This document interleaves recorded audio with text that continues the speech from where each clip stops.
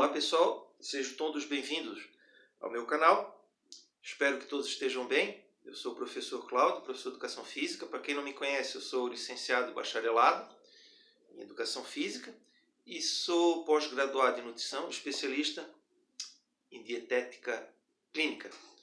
Estou aqui com o Dr. Luiz Fernando, ele que também é nascido em Brusque, já morou em Brusque há algum tempo.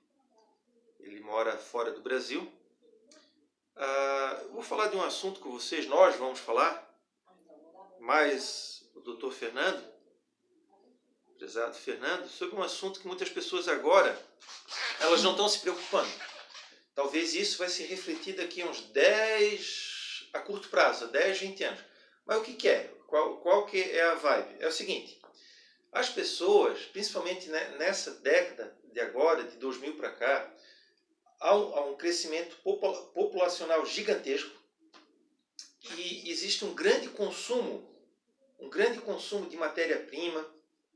O homem nunca consumiu tanto, mas consumiu o quê?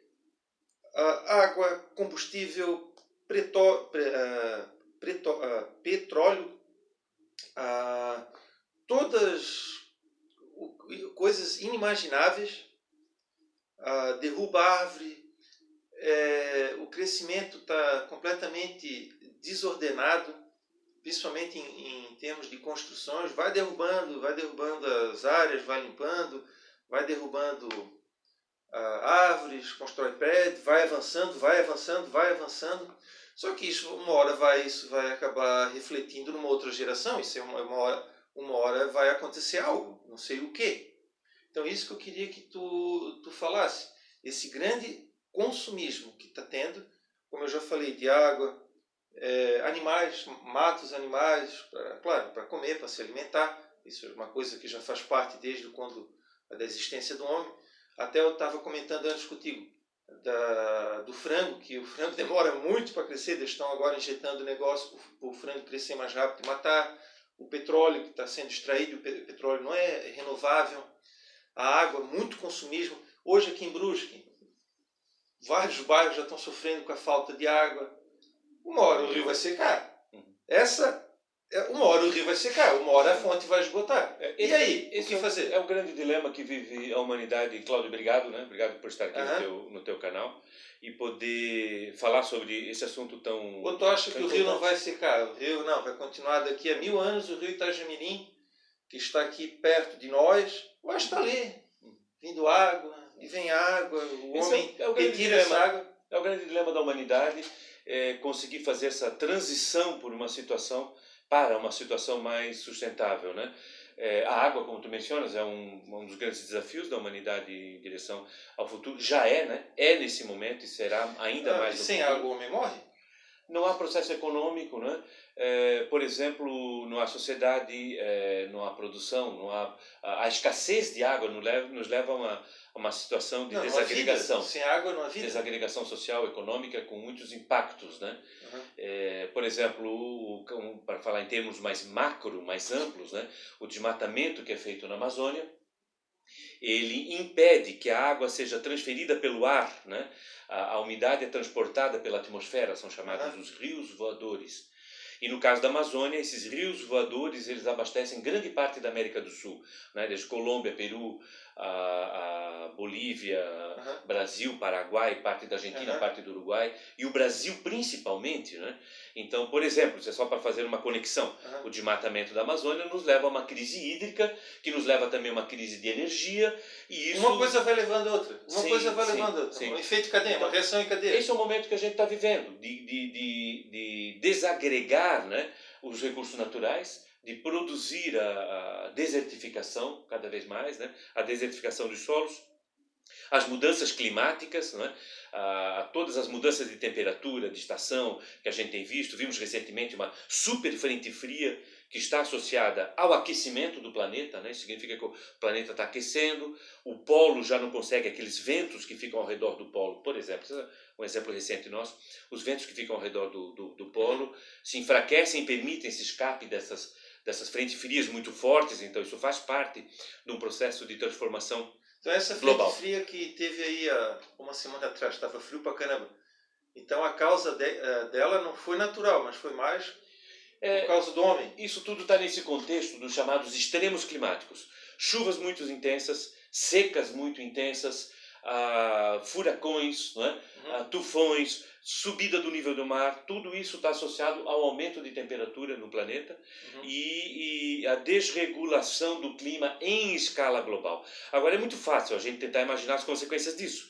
Então, se não tem uma água bem distribuída no território ao longo do ano, nós vamos estar gerando situações de um lado de enchente, do outro lado de seca, e isso o que é? É prejuízo econômico, como nós vamos ter esse ano, pela seca, pela falta de energia provocada pela falta de água, e pela falta de água na hora certa para a agricultura, o que provoca uma desagregação do processo produtivo e muito mais pobreza e mais dificuldades do ponto de vista de sustentação da nossa e das futuras gerações. Uma coisa para as pessoas poderem ficar mais atentas, entrar no nosso assunto mais diretamente, eu acho que foi há 2 anos atrás em São Paulo, o pessoal de São Paulo passou um sufoco em relação ao abastecimento, porque o rio lá, que abastece a grande população de São Paulo, o rio, acho a represa, ela nunca secou tanto na história. Chegou a estar quase com 1 metro, assim.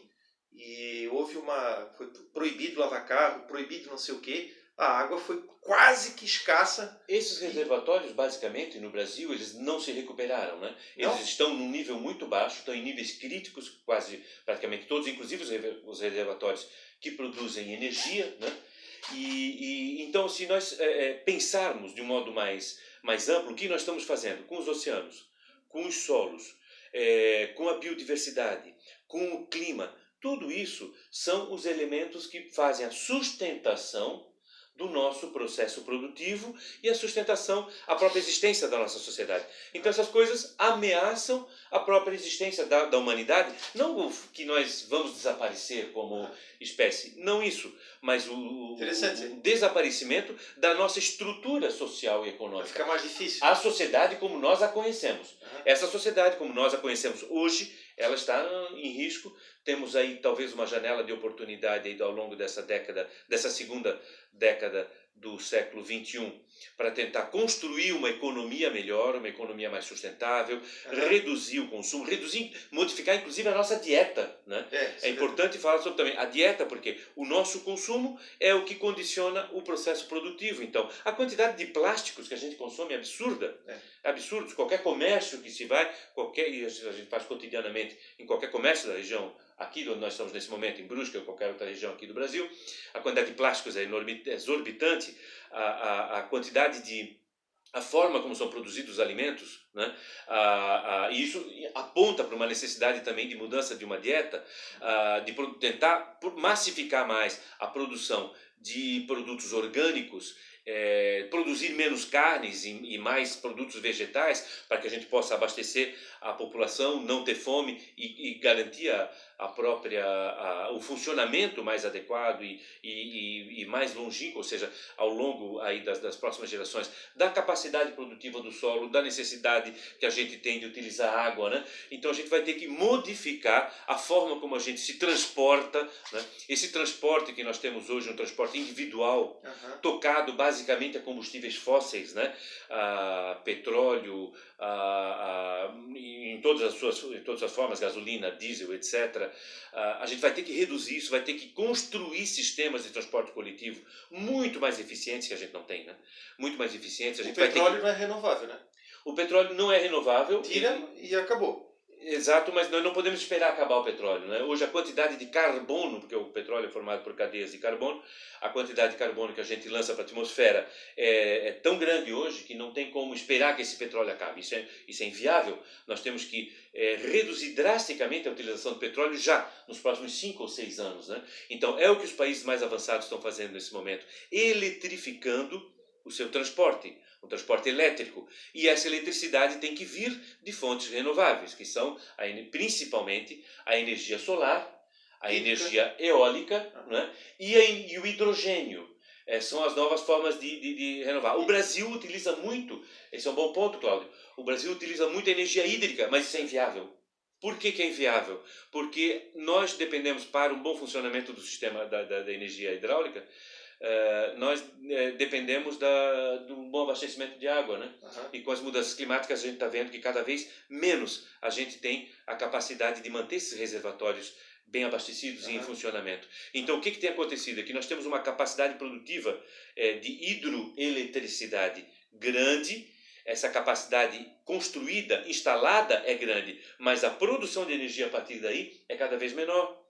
Então, nós temos que, mesmo no Brasil, onde a hidroeletricidade é muito ampla, mesmo no Brasil nós temos que migrar fortemente e rapidamente para a energia solar e a energia eólica, né? Alguns países da América do Sul, inclusive, já estão trabalhando a questão de hidrogênio já de maneira mais efetiva. E o Brasil precisa avançar mais nisso. Nós precisamos fazer um consumo mais sustentável. Nós temos que ter uma produção mais sustentável, uma mobilidade, ou seja, uma forma de se movimentar mais sustentável. As nossas fontes de energia precisam mudar. E isso é o que a gente chama de transição para a sustentabilidade. Essa transição, ou ela é gerada agora, dentro da década que a gente está vivendo, né? Ou as consequências disso poderão ser, em alguns casos, assim, irreversíveis ou com permanência no tempo muito grande, né? Mas está chegando perto esse período, assim, para as pessoas ainda procurar entender um pouco mais do que a gente está falando. O ser humano, nós como um todo, ele suga muito, ele consome muito, consome o quê? Como eu já falei, água, comida, alimentos, tudo quanto é tipo de matéria-prima, mata, só que o homem, ele não repõe aquilo que ele consome. Então, ele só vai sugando. Isso tem um então, nome. uma hora essa bomba vai estourar. Mas... Chama-se economia circular, Cláudio. Isso é muito interessante, porque é como tu falasse, na economia nossa tradicional, a gente vai lá, extrai o recurso, transforma ele, usa e depois joga fora o lixo, gerando uma quantidade enorme, exorbitante de lixo, né? Em muitos casos, nem sequer a reciclagem, que é uma coisa muito básica, absolutamente básica, né? Nem a reciclagem, que é tão básico, é feito, porque na verdade a gente deveria, não só a reciclar é um último argumento, é uma última instância, né? A gente deveria principalmente não gerar o lixo, né? Então é isso que a gente chama de uma economia mais circular. Ao invés dela ser assim, extrai, transforma, consome, joga fora, né? Numa reta, ela devia ser alguma coisa mais redondinha, ou seja, a gente não perde nenhum insumo, a gente reutiliza, a gente desenha os produtos para que possam estar na cadeia produtiva, para que a gente não gere lixo, não desperdice energia e possa utilizar a própria energia que está disponível, abundante no planeta, que é a energia do vento, a energia do sol, e é isso a gente chama de economia circular. É para esse lado que a gente deveria ir, mas estamos muito atrasados nisso. A política nossa não tem nos conduzido nesse sentido e é grave. Que nós estamos atrasados. Então, eu vejo assim, isso então tem que ser feito, esse processo de reversão, né? Esse negócio de consumir, mas não repõe. É a mesma coisa assim, ó, você tira o que está na prateleira, no supermercado, mas daqui a pouco não vai ter alguém para repor aquilo que você tirou.